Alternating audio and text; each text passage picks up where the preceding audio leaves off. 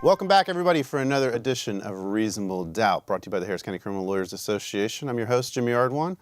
Back with me, we were off last week, Julio Vela. Did you survive the flood? Surfed it through, waked it out, didn't get too wet. Yeah. We chose to err on the side of caution and forego a show last week. Didn't want to have any troubles getting out of here, so. Pearland got it pretty hard. Missouri City got it pretty hard. Yeah. The Sugar Glen area got it pretty hard. Yeah, Fort Bend got it pretty hard, for sure. Courts closed, and they reset everybody And the schools today. closed. And the schools. And then the Friday after, of course, was a Big Nothing Burger. Right, right. I got a lot of work done, though. Did you? Did you have last Friday off? County employees off on Friday, I thought, because of the rain? Kind of got to introduce him first, dude. Yeah. Well, the one, the only. Dr. Peter Stout with us You're, this the, week. you're like the guy. I know, Happy but to you be guys asking him questions before we even introduce him? Like, come on, man. Happy to be here. I was flying Dr. back. Stout. Jumping ahead. I was flying back from Philadelphia that night, so. What are you doing out there? I was at the Quattrone Center, speaking to the Quattrone Center about rapid DNA stuff is what I was doing. Rapid DNA in the sense of we need this blood tested now. Give us the ratios and results. Right, Really? right. Does Houston have the technology and equipment to do that? So, yeah, there's been, and I've actually been in the media a couple of times about rapid DNA stuff because we've done a pilot here. HPD did a pilot using rapid DNA to see how it could be used with casework. They are technologies I think there's a lot of promise in. I mean, the ability to get a DNA profile in 90 minutes, obviously that's a huge plus, but it all depends on how they're used. You say 90 minutes. That to me sounds like a quickness in the sense of I'm still thinking of like RoboCop in the 90s and 80s where that DNA testing would take 6 months or a year. Yeah. Is that something, I mean, you say 90 minutes, rapid, I mean, it's called rapid Yeah, it's DNA rapid. testing. So, I mean, how does that differ from, It is is, that much more rapid? well, it is the same kind of chemistries we use in the lab. It's miniaturized down. It's configured in such a way to run that quickly. It's really configured around single source, large quantity DNA samples, so buccal swabs. And they don't deal terribly well with mixtures. It's not as sensitive as what we do in the lab, but it is quick. So nationwide, the intent is to use these as arrestee offender samples in booking stations, is what National CODIS and all that's designed for. And there's a few efforts, Kentucky, there's a township in Pennsylvania that has been trying to use it for more case-related evidence. 90 minutes, though. Well, so I mean, that's like the Domino's pizza of DNA delivery. well, you know? it's like, you know the box can do okay. The issues I have with it is less about the box and it's more around. It's all the stuff around the box, because the Is box. this like what they use for those 23andMe things? that you No, see that's different still. in, That's like, different still. Yeah. Down at NRG Stadium and stuff. Yeah, And, like, that's different. give us your DNA. Like, why the hell would you do that? No. That's a whole nother But these topic. things, they consume the swab that's put in there. They consume the whole thing. So there's no retesting the swab Yeah. that went into it, which makes you nervous. They are, it's a legit chemistry, but they aren't as sensitive. So if you've got a low quantity of DNA, trace blood or something like that, and you put it in there, you're likely to consume what was there and you might not get an answer. They don't handle mixtures well. And so the things I've seen issues with around them are the handling of the evidence, because if that's screwed up, it's screwed up. Yeah. But then also, how do you store the data? How do you report this stuff? Are the results disclosed? They don't report statistics. How do you know the box is They don't report calibrated? statistics. Yeah, How's the it even reports. validated? Well, so these things aren't designed to go into CODIS. Oh. The idea is this investigative tool. Well, yes, and there's investigative value, but the ultimate choice of what's going to end up in court Yeah. isn't the my choice. What's the investigative value? I mean, are you trying to get a preliminary hit for probable cause or something? Some of that, yeah.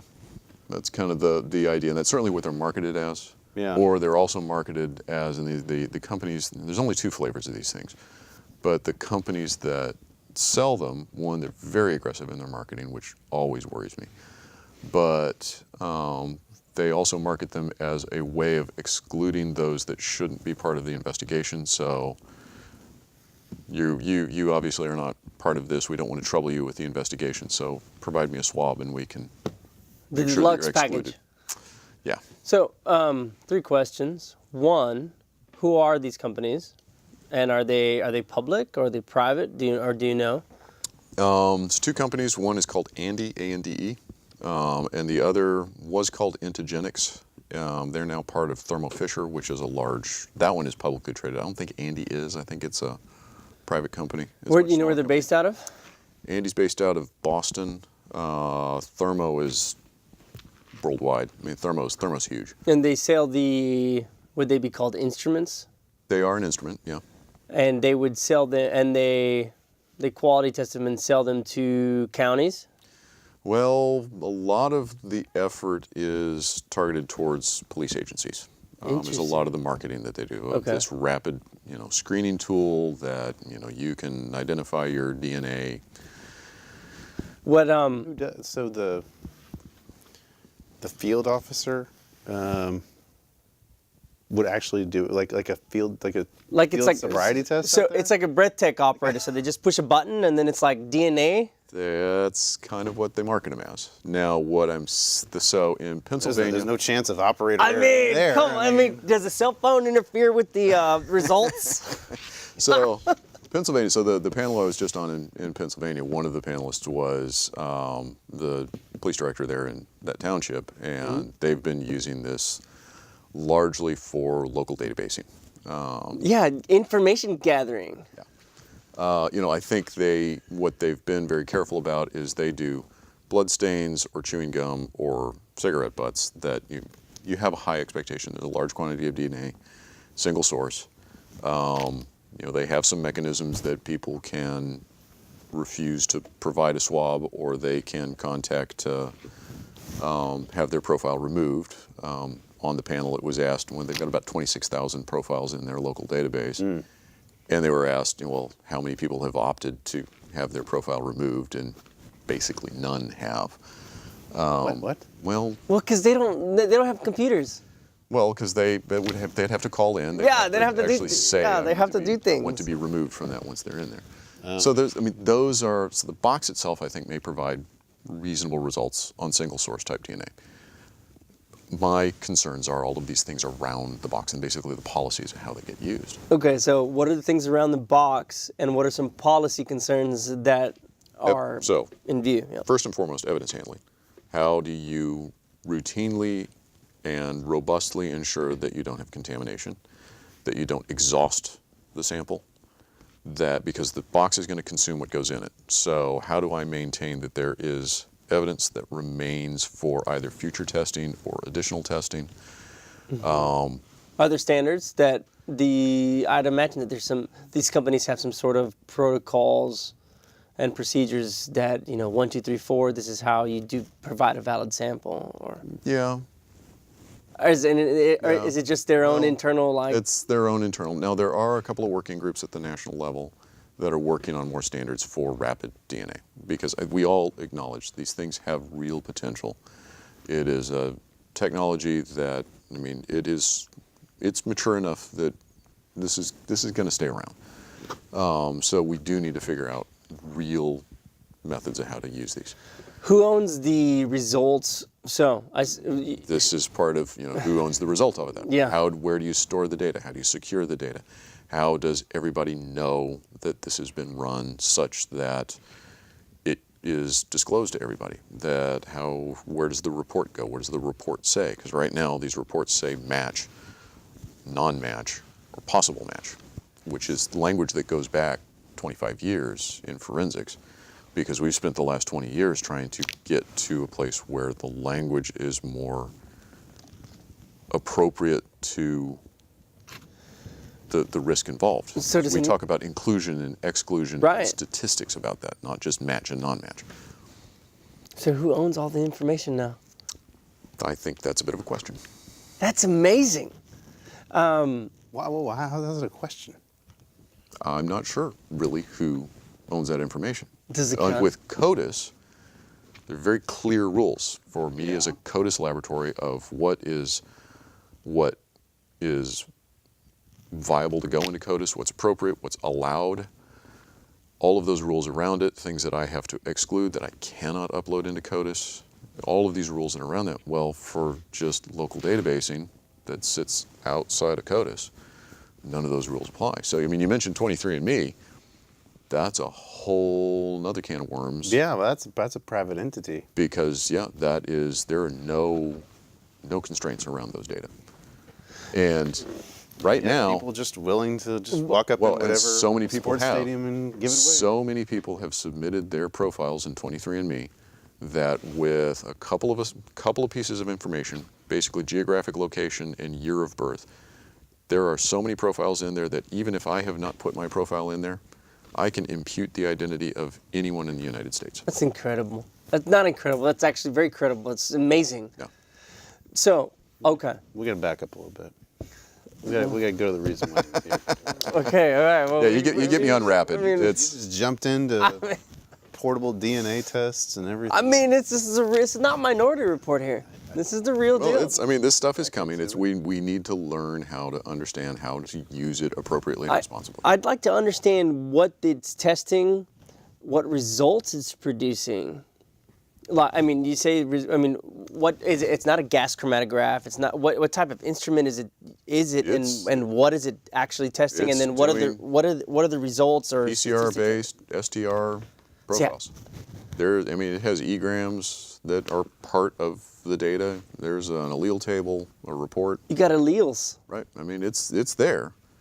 It's software that's then interpreting it, and there's where you start to worry about the box, because there are an awful lot of complexities in the interpretation of it, and I worry about software. Well, who owns the software? That would be the companies.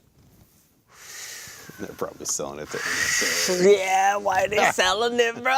Come on.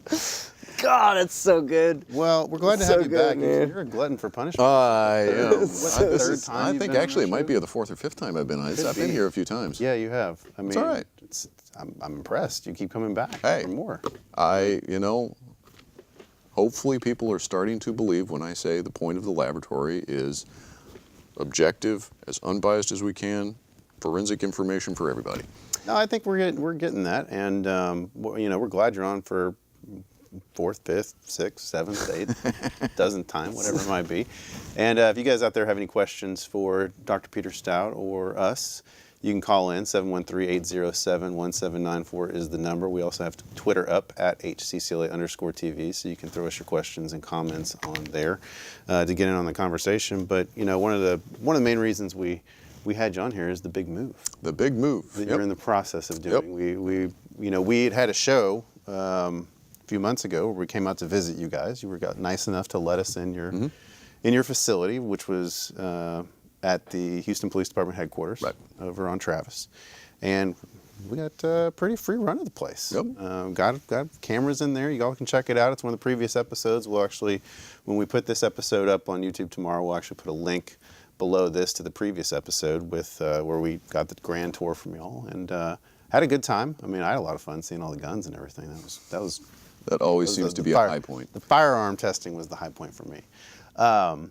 But y'all are in the process of getting out of there. You're almost out. You're moving down to the old KBR building on the south side, southwest side of downtown, and you get your own space. Yep. Free from entanglements. Free from entanglements, exactly. And perception. And perceptions. It is. How's it feel?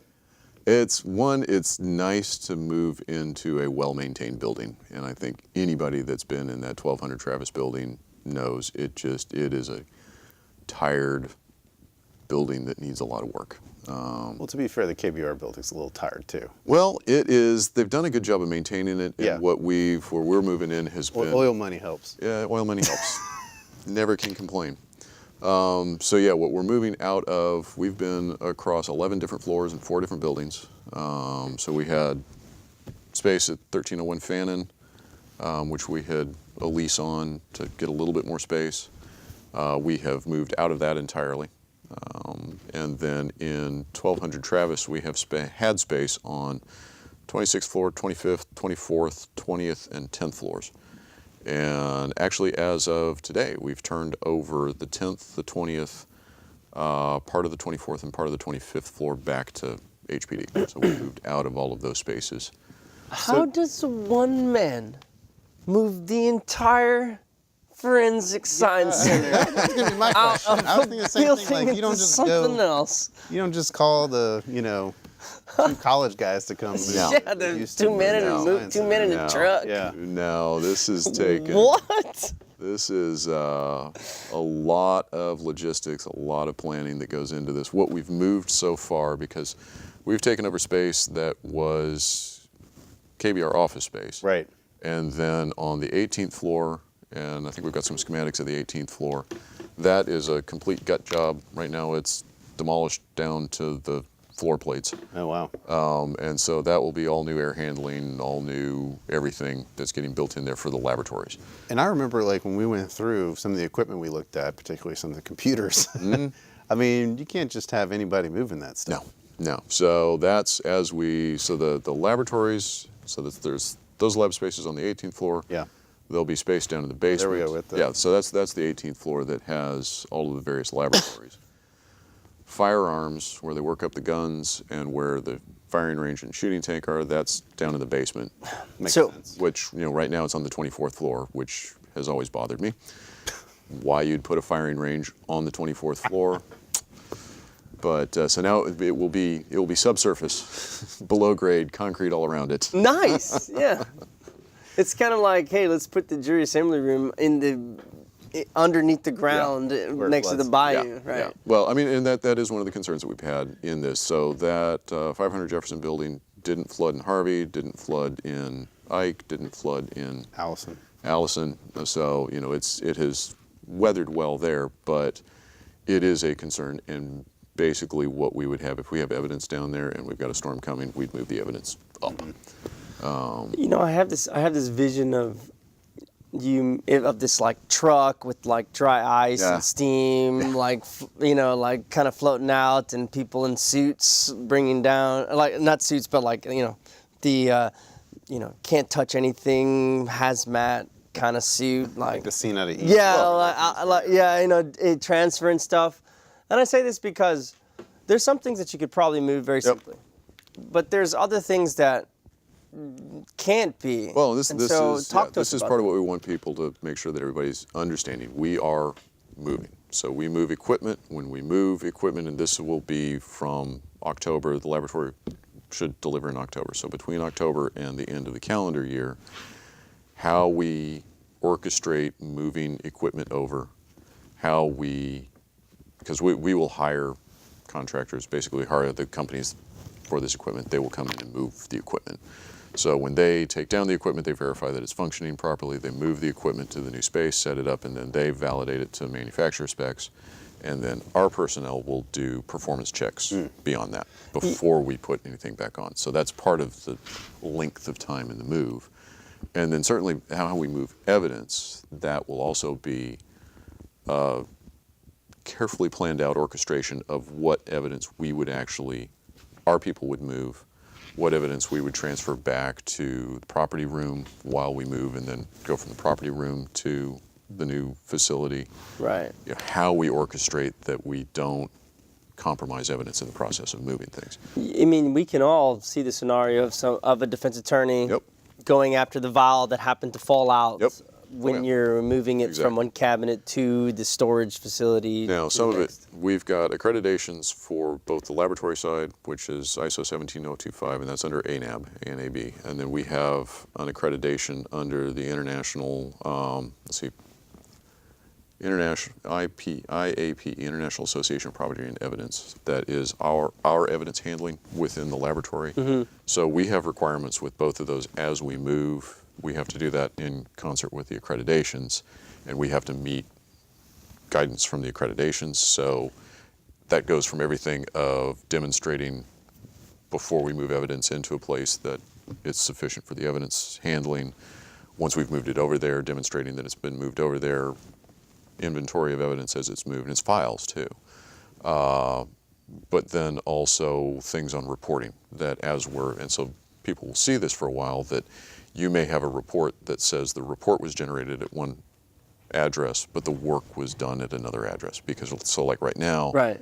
I've got, now as of last week, I've got DNA analysts, so the people that are writing the reports that are over in the Jefferson building, but the laboratory is still in the Travis building. So the report will say that the laboratory work was done at Travis, but the report would be issued from 500 Jefferson, which is now the corporate headquarters, because we moved, the corporate headquarters address has moved to 500 Jefferson. What's the downtime between, Yeah. for everything? Like how long before you're up and running? I guess that's why you're doing it piecemeal, so you're Yeah. not having the whole thing down There at one is time. But what's the stages and Depends on the different disciplines. So biology, we figure we probably will be in that transition for about 3 weeks. And so what we're planning to do is in that month that we're moving the biology lab, we will outsource some of that work so that it doesn't get delayed or stacked up or just wait a month. where would you while we outsource move. it to? Probably Bodie. What does that mean? That Bodie Labs is a commercial DNA laboratory that we've used. Basically, everybody in the country uses Bodie. Now, the reason for that is we've got to move the equipment for biology. We have contemplated, do we move half of it, Yeah. validate it, move the work, then move the other half? The problem in biology is once we move the equipment over there, we've got to go through decontaminating everything and then It's so demonstrating awesome. that it's decontaminated. That's awesome. This guy, you have to set up the lab. No, really, he has to set up the lab. That's so awesome. But it's not just simply move it, validate it. We have to demonstrate that it Right. has been decontaminated, that we can reliably work without things being contaminated. So do that once, not do it Right. twice. Yeah. Exactly. Yeah. I mean, How's the morale with your group, your team, the team that makes up the army of soldiers that you have? That are, The 200 people that we're right. moving. I think it's like 200. I didn't want Yeah, to. we're 200 employees, so we've got 130 people in the Jefferson building now. So the moves to date they've been basically office moves, but we've got a moving company that comes in, we deliver the crates that they pack in on a Tuesday, they pack up their offices between Tuesday and Thursday. Thursday, the moving company comes in, then overnight Thursday, they move all of that from one building to the Jefferson building.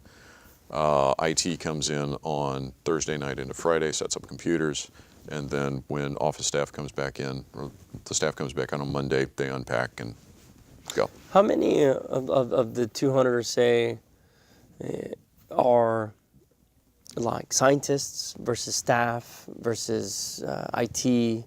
What's your breakdown on? Trying to think through. So, of our budget, 75% of our entire budget is staff. I mean, that is by far and away our largest single budget line. We have 100,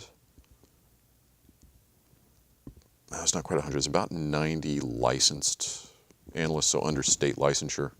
And state licensure only applies to the disciplines that are required by Texas law to be accredited. What would those be? Biology, toxicology, controlled substances, firearms, and trace, but we don't do any trace. So crime scene, latent prints, multimedia aren't required to be licensed, and right now they can't be licensed. There's no mechanism to license them in the state. So out of those, it's about 90 licensed staff, and then we've got another 30 that are in crime scene, another 8 in multimedia, and 17 in latent prints. So the majority of staff is analyst, or I lump quality personnel in with basically the laboratory side. I mean, the lab quality is the core of the lab. So Right. while they're not doing casework, they support everything about casework. Our client services group is the ones that are handling the evidence into the laboratory. They're handling all the records, so I put them in with that as well, even though they're not doing casework and stuff with test tubes. Yeah. So, actual like administrative support staff is fairly small. It really only represents about 12-ish% of the budget, are the IT and HR and executive staff, things like that. What do you think this move is going to do what do you see? What are you trying to? What do you think the results are going to be from that? Better efficiency? Are you going to be able to take in a more variety of cases? Or are you going to be able to communicate better? What are the benefits from this? I mean, obviously, being in one central location and being a hub, but I mean, first and foremost, is a facility that's actually designed to be a lab. I mean, right now the lab spaces are retrofitted into office configurations. So the picture up. Air handler. So that is a rendering of what the toxicology lab will look like. that's so part of it. cool. That looks more so like a lab cool. than what we It saw. looks a little more like a lab than Yeah. what you saw right now. I mean, that Yeah. looks like what you see on TV and in Yeah. the movies. And actually, I think those renderings are probably pretty accurate Accurate, because that's yeah. based off of the furniture that we're That's so cool. procuring for it. And Looks like Skynet. It does. It's like this, and you designed this, and you went through floor by floor. I'd imagine because you're that meticulous that you went floor by floor, thinking, okay, on this floor we're gonna have this type of lab. This is the staff. We're gonna have biology here and firearms there. Yep. What did you have a team? Was there like this move team that you put together with? And so we've got an architect firm that we've been working with. Actually, we have two architect firms. There's an architect firm that is the building, and then I've got another architect that's basically a cross-check on the first architect. And then we've had a lot of staff involved with it because these are the folks that have to work in it. Yeah. I mean, they know best how they need to work with it. There's a lot of staff involved in it. And then Charles Evans, who is, we call him Director of Business Development, but really Charles has been the project manager over this. And Charles has been a godsend. is that something that is that a hire? Is that a year hire? Or? He is a part of our staff. Hold on. You have a director of business Well, development? I mean, don't it's y'all kind kind of of have a- a captured market? Yeah, well, like I say, we call him that because I don't think we got a better title for it. But I mean, really, what Charles has been doing now for 2 years is building because Charles and I've in the process of getting to this. I think we looked at 60 different buildings. 60. All over the metro area. Jeez. All kinds of different configurations, all kinds of possibilities. How could we do this? How could we create a concept for this that we can get into the budget? Because that's basically how we got to this. Was this rather than the classical laboratory where you do a bond issue and then you go build a new building and you spend 10 years getting there and you spend tens, if not hundreds of millions of dollars doing it. Nobody was ever going to give us that. I don't have 10 years. We were dying in the building that we were in. So the idea is if we could come up with a solution that fits inside of the lease payments that we were making on all of the buildings, basically it becomes cost neutral to the city year over year. So one building we looked at, it started to dawn on me that the base lease was low enough that you could capitalize the build of it in between and then have a lease payment that would be what we pay every year. And so that's what we found is the builder's the one that's capitalizing all the build. They're amortizing that over a 30-year lease. And then any year within that, it basically fits in what we've been paying for lease. How does it compare to other major cities in the country? Well, like I say, the classical way of building a laboratory is like what Washington, D.C. did or others. I mean, it is a new built building. They bulldoze something down and build something up? Yep, basically. It's a lot of money. Well, it's a lot of money, but it's also a lot of time. Yeah. Yeah. And, it would be marvelous, but I worry just as much about overbuilding as underbuilding. Sure. Because there's more automation, there's more software automation, instrumentation is getting smaller. The footprint of the laboratory 10 years from now, in that same footprint, we probably can do more cases in that same footprint. So out of the about 80-ish thousand square feet that we had between all of those buildings, we really were only using about 50,000 well. Sure. Because it was all, it grew into this, well, we got this little office space, let's put a few nerds in there, and we got this closet over here, let's shove a couple nerds in there. Very broken up space. Places we just couldn't use at the same time we had people sitting on top of each other. So this is 84,000 square feet, well designed. And no, it's not luxurious. I mean, they're large, I think, nice cubicles. Do you think your lab, it's so freaking awesome, it's his lab. Do you think your lab compares to? I mean, you mentioned Washington D.C. You didn't mention anybody else, but you put your lab up against the rest of them. Yeah, because the building's only part of Right. the picture. Uh-huh. We've come to where we're at in crap facility. It's Yeah. not the lab. It's the people and the process in the lab. Right, that's what I was going to say. I mean, more than anything, it's the people that you hire and making Right. sure that you have quality controls in place, which And it's the we haven't had processes that you before. put around it. Yeah. And that's what makes the lab. And that's the thing that I feel like we've been lacking before here is just somebody to actually bring some leadership to the lab and put quality controls in place and bring in quality people that are going to.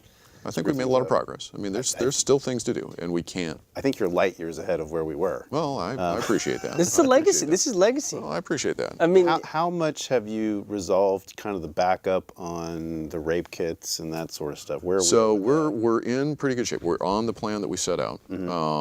Actually, sexual assault kits. I don't think we've got anything. I can look at the dashboard here. One, we replaced all the networking. We've gotten all of the data management systems replaced. Biology will be the last one to move into the new LIMS, but we were waiting until we got done with getting the last of this backlog done before we shift that. Plus, we're also standing up STR-Mix, which is the probabilistic genotyping tool. Yep. We'll stand that up here at the end of the summer. So there's a lot of stuff going on in biology. We'll move them into the new LIMS after we get done with some of that. How do you? Well, finish your thought. But Or I interrupt you. all of these things, I kind of lost my train of thought there. Sorry. let's talk about how's communication amongst the agencies that are feeding you, that are submitting requests. I think we've made some good improvements there. There certainly are always places where how we get that information to move back and forth between HPD, between us and HCDAO. Keep working on improving it, but with that LIMS, we made a completely new user portal, basically where they make requests. What agencies do are serviced? What agencies and what requests are you getting from where? The vast majority of evidence that we get is HPD. I mean, they're Sure. the single largest law enforcement agency in the state. They will always be the vast majority of the stuff we get. We've been doing some cases for Austin. We've got Deer Park, San Jac County. There's a few smaller ones. And I don't know, we'll see with the legislative session. There's a number of bills that change a lot of things for labs, and we may see the landscape change. Do these municipalities buy into or have to sponsor or pay into being able to use your lab? Yeah, I mean, they pay for the work that we do for them. And did they bid, or do you have a? Is it? Just give them a price sheet. and- Right. I mean, here it We is. give them a price sheet. It's like a You know, menu. Yeah, and what we try to do is target DNA test $9.99. Yeah, we're covering our Yeah. costs that are in it, plus costs of equipment and things like that. And I haven't really pursued a lot of this because we need to get Houston's work straight. Yeah, first. for sure. And I think we're close. Like we're saying, by this fall, the backlog should be gone. I think by about the first of the year, Yeah. everything's going to be under 30 days sustainably. Wow, that's amazing. How do you feel about the DA's electronic discovery portal? How do you feel that y'all are working with that? And is it still a work in progress? Yeah. From the way you see it? We send. Right now, we basically email reports. I don't really do a whole lot with their discovery portal. We've got all the stuff that we put up on our website of all kind of the stuff Yeah. in between, all the procedures. So and the you don't have a validations. direct link to the I don't have a DAs. direct link to that. Now, one of the things that we have been talking is how we get reports to the DAs better and how they're able to pull reports better. We've moved all of our LIMS into an Azure cloud deployment, which helps we've got an interconnection with HPD that allows HPD officers with their credentials to be able to access this portal, this user interface that they can make requests at. So they don't have access into the systems, but using their credentials, they can get access to this portal. We've not been able to do that yet with the DA's office because the county is still working at getting their Azure deployments in place. until the county gets there, the DAs really can't get there. Well, I heard the DA's office is crumbling from the inside. I send them reports. That's what I heard, man. That's what I heard. It's all Tom Berg resigned. He did. Well, or fired, depending on what you. Oh, man, I don't know. Depending on Maybe what they you're get their act reading. together. They can communicate over here with Dr. Stout. Do you think, have you been asking for a direct link that you can just upload straight into their portal? So instead of having, because I mean, always the concern with email is that Oh somebody yeah, something doesn't gets lost. see it. Yeah, something gets lost. You know, And I mean, that's, we from the defense lawyer side, we still have questions about whose email do we even put on service of pleadings Yeah. that we file. You know, and everybody's just Yeah. basically been putting Kim Ogg's email address because she is the DA. But I would imagine you just can't send everything to Kim Ogg's email address. And you know, we deal at a point where a lot of cases don't even have an ADA involved yet. Right. So most of our reporting is back to HPD investigators, becomes part of that case file, and then moves on. What I see a lot of, and would be very helpful, is I get a lot of requests from ADAs now asking for reports on cases that they have now been assigned to. And yeah, it would be, I would really like to be in a place where I can have these reports in our portal, that they would have access to the portal and they can just pull. Right. And that's what I'd like to get. They don't have the access yet to be able to do that. We're still working. This is one of the places that I'm working with the developer of our LIMS Yeah. to be able to push reports to the portal. Now we have set up with HPD that we have a mechanism that our reports can go out and they go into HPD's RMS system associated with the case, so it's much easier for the officers to find, and also ensures that our report is associated with the case, regardless of what officer is assigned. Because officers change, and we've had issues with that. If officer gets reassigned, I mean, look, everybody's got turnover. HPD Oh, yeah. has turnover. The Yep. DA's office has turnover. I mean, How's your that's the turnover been? problem. our turnover rate, we track our turnover rate. Our voluntary turnover rate right now is about 4%. Easy. Yeah. So, you know, it's something that we keep an eye on. You know, we've had points where it's been higher. Sure. We've had points where, you know, we've made it higher because we've needed to shift people. Well, as far as 200 and so individuals who are part of this team, nationwide, how does that rank as far as number of people? So if you look at Bureau of Justice Statistics, Census of Publicly Funded Crime Labs, which is kind of, it's not a perfect survey, but it's kind of the best global survey of crime labs that's out there. 411 crime laboratories, and it's 2014 data, because here 2019, they do it every 5 years, so 2019 is a collection year. In 2014, of those 411 crime labs, half of those crime labs had fewer than 24 employees. A quarter of them have less than 9. There's only 27 labs in the country in 2014 that had more than 100 employees. So at 200 employees, I can't say we're one of the top 3, but we have to be in the top 3 or 4 largest labs in the country. What are some of the reasons people, that from your standpoint, in trying to prevent turnover, and that, what are some of the reasons that people might leave? I mean, I'd take a CSI job in Las Vegas. So I'm gonna go. You know, it's easy to say it's pay because Yeah. you know, forensics has been a notoriously undercompensated field for years. I think it's more complicated than that because the people I see come into forensics, the people that I want to try and hire in forensics, they have a commitment to the civil service aspect of this. They get into it because of the capacity to do something to improve justice. And so because they come in for that, pay is not the first and foremost reason they do it. right. But it's a high stress job. I mean, there's scrutiny from everybody. Everybody second guesses.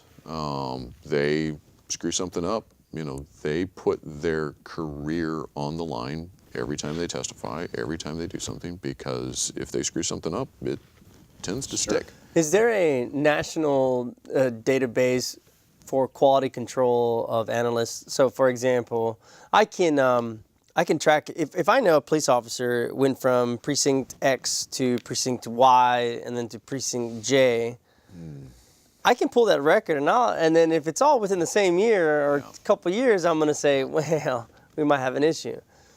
Is there a database or quality control in tracking analysts, just the same way they track lawyers or doctors or anyone else? No, not Interesting. nationally. Keep in mind, nationally, Texas is not unique, but it certainly is in a small group of states that legislatively requires certification of licensure of personnel.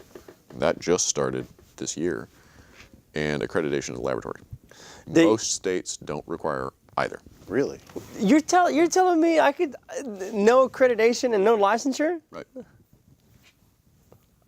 Man. Not a legal requirement. JV's crawfish and CSI.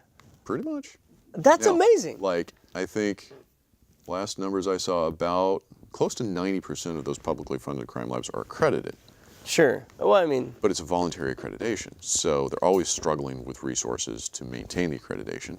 So this is in part why the accreditation cycles for laboratories are on-site visits come once every 4 years, which I've always questioned on that. When I lived in North Carolina, I always used the example, because in North Carolina, the restaurant inspection was a grade, A, B, C, and a restaurant could say in business down to a C minus. And so my example to people was, okay, you go to a new barbecue restaurant, and you walk in, you see a C minus on the wall, you gonna stay and try out the potato salad? No, you're not. No. And so that's. And for accreditation in laboratories, when you see that accreditation certificate on the wall, what you know is that lab got at least a C minus, and that's all you know. it's terrible. Well, from that standpoint, though, I mean, you talk about the type of people that come to work in these labs, and I mean, they seem, obviously, I mean, just like every profession, you got some bad apples and some people who are not worth it. But I think for the most part, you have people who are very dedicated to science, Yes. who are very serious about Yes. their job. Like you said, I mean, they take everything very Yes. seriously, because one screw up could affect them down the road at Yep. some point and really cost them a potentially career. hundreds of thousands of Yep. jobs and dollars in compensation Yep. down the road at some point. Yep. So, to that degree, why do you think there has not been more of an outcry amongst your community to require accreditation? Oh, I think within the forensic community, there has been. And within the forensic community, because really it's been the forensic community that has pushed for the OSACs, the Organization of Scientific Area Committees. It's been for 20, 30 years, it's been the forensic practitioners that have self-assembled into groups to try and establish best practices and recommendations for best practices. It's not typically been outside pressure that's done it. I think, I mean, I've been in this game for 20-something years now, and when I look at, so back in 2009 when the NASA report came out, and one of those recommendations was the separation of laboratories from either police agencies or prosecution. And at that point, certainly I towed the, party line, if you will, that it's not necessarily who they report to, it's about all the structures and things like that. But really, and this isn't a comment on something police do wrong, but police are police, they're not scientists. Yeah. That's correct. That's right. And right. Police have to prioritize things for public safety and cruisers and body armor and things. They have to prioritize that. So when the laboratory is part of that, the laboratory is going to be starved. Yeah. It's not the priority. So as long as laboratory sits inside of that, Is your That was my alarm. your crawfish ready? yeah, That's terrible. you Pardon. gotta Pardon. check it. Excuse me. Did you get a Sorry. cake bacon in the oven? they've been good crawfish. Yeah, no, that's terrible. This was amazing, and then just interrupted this. But yes, the lab starves Right. in the event that, because we will always put human safety, people safety. Yeah, and you have to. Well, and the That's reality not is just wrong. that law enforcement, the police union is a better organized No. lobbying group than There's scientists. There's that, yeah. I mean, scientists. There are 14,000 people that work in publicly funded crime labs. Yeah. Forensic science is this big, Yeah. this much impact, but it's this big. Right. So yeah, we've not, and forensic scientists, Y'all need to hire like a PR firm yeah, well, to get out there and Well, and it's a ton of education to. it is. Messages. It's a ton of It is. education to. And most to get- certainly, us scientists, we have not been particularly good about going out there and explaining. You know, I joke that the scientists are just as scared of the lawyers as the lawyers are of the scientists. But, you know, it is incumbent on us to go help explain, to go make the case for it. You know, this stuff is really important. You put $1 with a crime lab, you get a lot of dollars out in the whole system. for sure. So yeah, the example I use. So George Rodriguez exoneration. That resulted in his civil liberties claim against the city. I think the original settlement in it was like $9 million. I know it got negotiated down, but that originated from a lab error. Obviously, there were more errors that had to happen in between for him to be wrongfully convicted, but one lab error equals $9 million. Yeah. I do 30,000 requests a year. So straight line calculation of risk, that means our lab every year is $300 billion worth of potential risk. Mm-hmm. But it also means that if I don't get a result out quickly enough, so I've got a couple studies that I cite that try to estimate the cost of crimes to the community around, and they estimate that a homicide is like $5 million, a sexual assault is like $500,000, and a burglary is like $40,000. In So terms of the resources it terms of takes the- to investigate. Right. So that's, you know, investigation costs and incarceration and lost wages and all of those things. Mm-hmm. So you think I get 1,200 rape kits a year, 55 rape kits. So changing in the city of Houston, 55 fewer sexual assaults would pay for the lab. Yeah. Yeah. So the lab budget, you know, our lab budget kind of is around $25 million. That's a $25 million hedge against $300 billion worth of risk.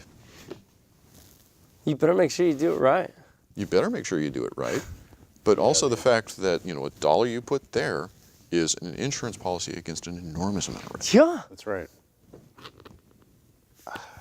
To the lab. I mean, you just want to get it To right. the lab. Right. Well, That's and- amazing. But it Just has to be from- both right and in a timely fashion. Because if I give you a right answer 2 years from now, No, that doesn't do any good. I agree. I mean, you have to spend to have the resources to make it, like you said, in a timely fashion and make it accurate. I mean, that's the only way the system works. So you look at, again, that Bureau of Justice Statistics report, because the total budget of all those 400 laboratories across the country was about $1.4 billion in 2014. Mm-hmm. In that, they did I think it was like 4.7 million requests. But basically, if you take, I kind of forget the numbers, but if you divide it out just back of the envelope, it comes out to about $400 a case. On average across the country is what's funded. $400 a case. So I used to be in the commercial sector as a toxicologist. I didn't get paid this, I wish I did, but the company billed my time out at $350 an hour. So, and that $400 that the crime lab has is receiving the sample, analyzing the sample, storing the sample, testifying about the sample, reporting about it, everything. Right. In Where does the money $400. come from? Is it privately funded? Is it taxpayer funded?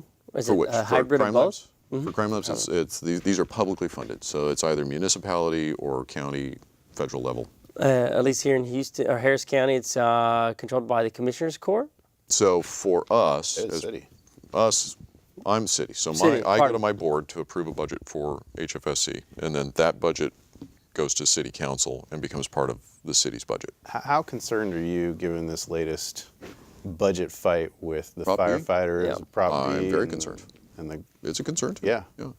I mean, how much are you going to have to? I mean, look, I think it's a political mess for the mayor. Let's set that aside for a second. But I think it also shows what a mess the city's budget's in, and so I'm glad I don't have to try and solve that problem. yeah. But yes, I do worry about that. I've got 200 people that bust their butts every day trying to do it right. Right. I think we've made marvelous progress on stuff. I understand the enormous pressures that the city has to deal with. I but just am concerned the flippancy at which he laid off the firefighters. You know, I mean, at what point could he say, I'm going to lay off 150 people from the crime lab. No way. Well, that's more difficult because HFSC is a separate corporate entity from the city. Okay. So, you know, I So report. he wouldn't have control over that. Not directly, no. Okay. I mean, what would be the mechanism is year over year in that budget, if that budget were to be substantially cut. But, you know, that's so far, we've actually fared better than a lot of the components of the city. Sure. I think it does point to, I think there is a good understanding in the mayor's office of the importance of what this is. Well, and I think it also contributes to the overall goal of a fair and just system. I mean, the better crime lab we have, the better resources we have, the better individuals that are looking at things that are collected to be used against individuals to be put in prison or to be prosecuted against. Well, and Well, I'll we're be the just- first to say, laboratories can be more efficient. I think we've Yeah. demonstrated, because our budget's been flat for 3 years now. But we've still managed to reduce backlogs. We have improved quality. I would argue dramatically. We've made the process more efficient, and we've done it in the same cost. Obviously, we've been able to get more efficient. Well, and we were talking before we started the show that y'all did the forensics on the Harding Street incident, and y'all have already turned in your results. Yep. You've already turned in the summary of your investigation. So, I mean, from where I sit, I mean, I feel like that's a pretty important case. Yep. Needs to be decided pretty quickly. Sounds like y'all got in and got out and made it efficient. So I think we've done a reasonable job there. I think but you know, that's not the only important case out there. no, but I mean, it's obviously it's a case that's gotten a lot of media yeah. attention, and so I mean, I guess that kind of puts a little red flag in the system, like, hey, we might want to get this one done. Well, there is sooner. that, but this is one of the problems, and this is across all laboratories in the country, and it's something that I think we as scientists, we tend to downplay because we just need to go figure out how to get this done. But when you have backlogs and you have this zero-sum game of the resources, Yeah. you force the laboratory into choosing, okay, which heinous crime do I prioritize? Do I prioritize the triple rape over the double homicide, quadruple homicide? You know, tell me which one comes first. And do you guys have to prioritize that, or do you take direction from the DA's office and HPD when it comes to prioritizing certain cases?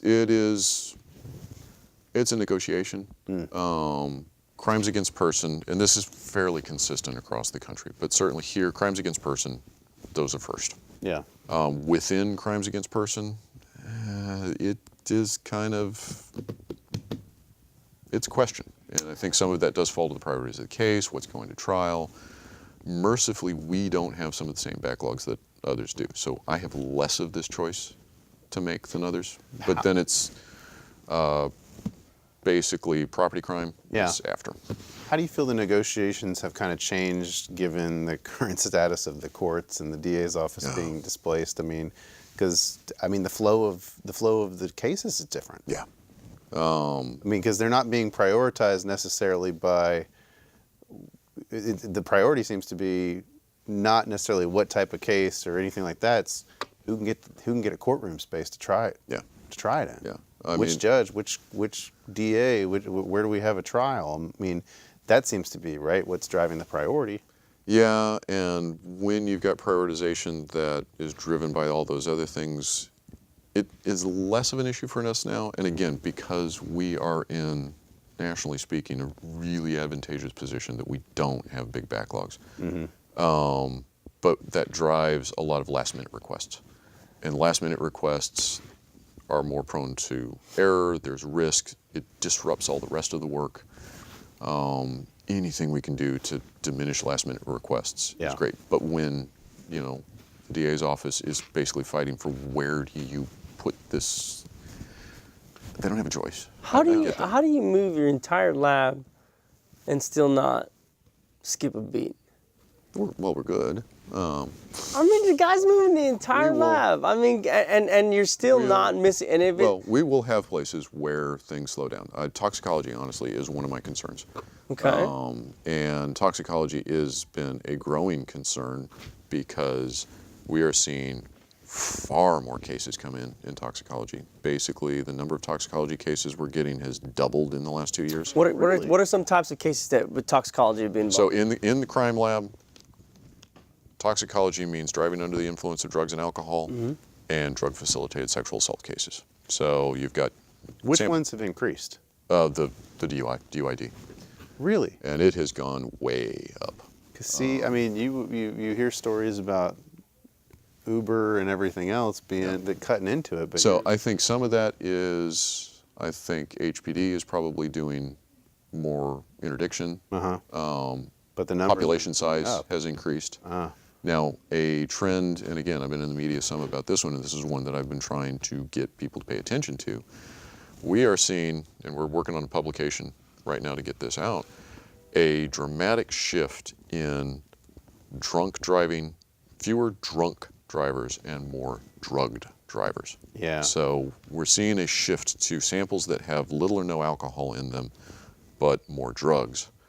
So- and fewer alcohols. And this is more than just the whole shift in the numbers. This is about a 5-fold shift in the proportion.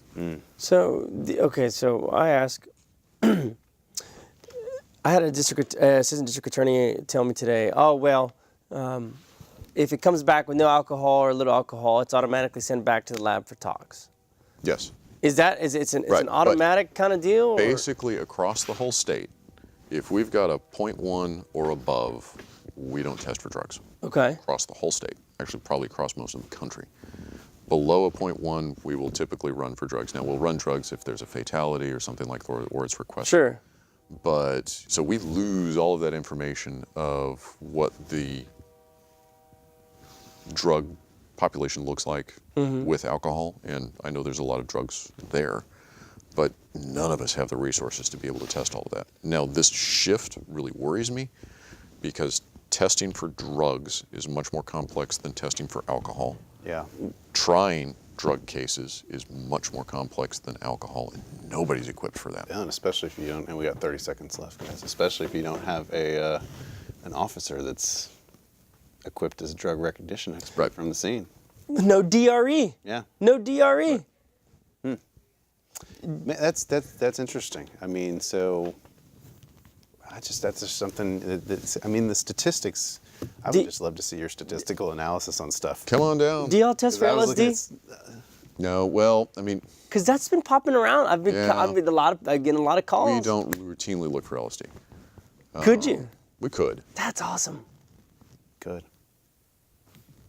Well, so we got to wrap it up. Yeah. How do you want to close it? What do you got to say? Dr. Stout, it's always a pleasure. Is your I cake appreciate done? it. Is your cake done? I will nerd out with you any day of the week. I'm happy to come back whenever y'all want me. We do appreciate you coming on. We will definitely, and we want to come check out the new digs. Yep. When you're ready, we would like to come Yep. back. So and, about October. do it. Okay. About October. Fair enough. All right. Let's make it late October. I got a trial in Austin I got to get through. So that's all the time we have for this week, ladies and gentlemen. Julio's going to go home and make sure his cake is ready to eat. And you going to do that alarm again next week? Did I make a cake? Oh, the alarm. It's total rude. Sorry. All right. It was actually the alarm to make sure I got here on time, but I put it at 8:15. We are off next week. We'll be back in 2 weeks with a new show, but that's all the time we have for tonight. So we'll see you in a couple weeks. Good night.